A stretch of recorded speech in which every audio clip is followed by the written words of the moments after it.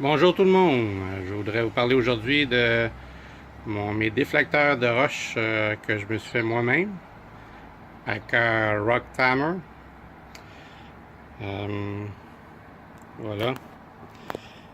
Deux raisons pourquoi j'ai décidé de les faire. Premièrement, je trouvais que c'était assez cher, 350$ pour les déflecteurs. Puis deuxièmement, tous les systèmes Rock Timer ou semblables, ils sont installés, ils sont sécurisés sur le hitch et non pas sur le receiver. Puis moi j'ai un hitch Pro Pride. Puis je vais vous montrer à quoi ça ressemble, là. Quand il est enlevé de... La roulotte est déconnectée, c'est ce qui reste sur mon véhicule. C'est assez gros, assez long. Puis je veux pas le laisser là pour que personne se blesse. Alors, comme je vous disais, normalement, les systèmes Rock Timer sont sécurisés ici, sur le hitch. Fait que si tu enlèves le hitch, tu dois enlever tes flaps. Puis moi, il faut que j'enlève ce hitch-là quand il n'est pas couplé. Alors, ce que j'ai décidé de faire justement, c'est de moi sécuriser mes flaps sur le receiver. Comme ça, je peux enlever mon hitch, puis les flaps restent en place. Alors, ce que j'ai fait, c'est j'ai pris un ferrang à peu près 1 pouce, 3-4 pieds de long, que j'ai sécurisé permanent, ben pas permanent pour moi, mais sécurisé avec 2 bolts sur le hitch. Une bolt ici, une bolt de l'autre côté. Alors, ce ferrang-là, je le laisse là tout le temps.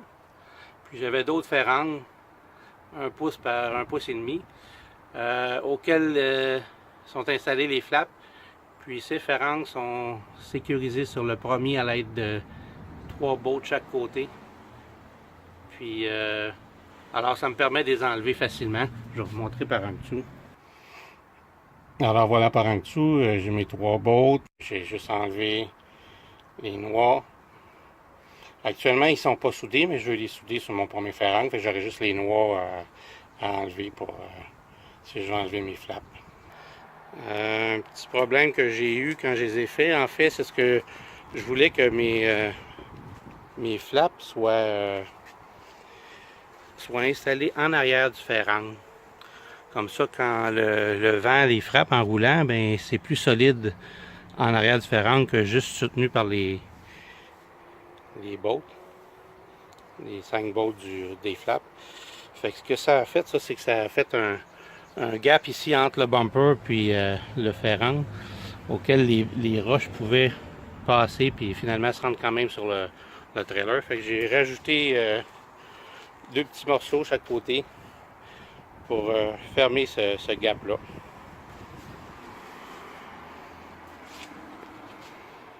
Fait que ça donne ça. Je me suis fait ces flaps-là sur eBay, 24 par 30, à peu près 35 US, je crois, pour les 2 flaps. Le ferrang, puis les bolts, tout ça, j'avais ça dans le garage. Je mets un autre 30$ pour le hardware.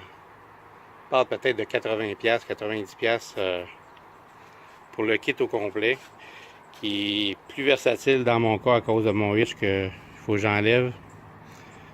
Un Rock Timer, ça vaut 350 plus taxes, fait que c'est moins du quart du prix pour quelque chose qui va me servir pas mal mieux. J'ai aussi commandé des qui s'appellent des flap weight. C'est des morceaux en chromé là, que j'ai commandé, que je vais installer dans le bas des flaps. Là. Ça a la largeur de la flap, puis peut-être 5 pouces de haut. Ça donne un peu plus de poids à la flap, puis ça augmente la résistance au vent. Là, il risque de moins élever. Fait que, il va me rester juste ça à installer. Merci de m'avoir écouté. Homemade Rock Timer.